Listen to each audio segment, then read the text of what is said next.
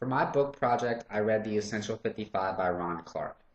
Mr. Clark was an elementary school teacher who taught in low-income districts like Harlem and rural South Carolina.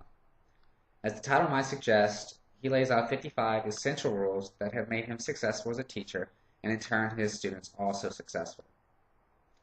As I funneled through the first few rules, my initial thought was, this guy was full of himself.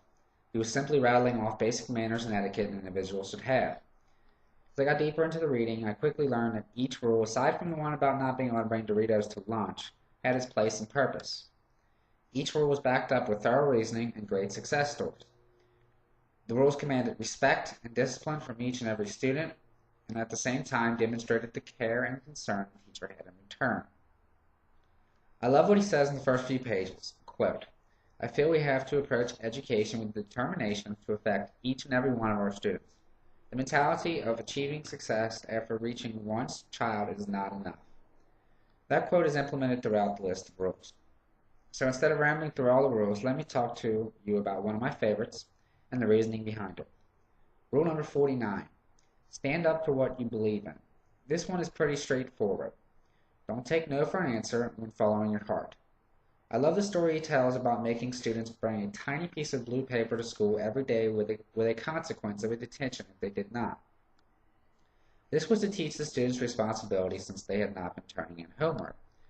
One of his best students was the one who eventually forgot it and was given detention. Her parent didn't like it and went ballistic going to the principal. Mr. Clark stood his ground, maybe knowing the assignment might have been a little silly, but because he kept his word, the tactic was successful and students began to more frequently turn in homework. He simply believed in what he was doing.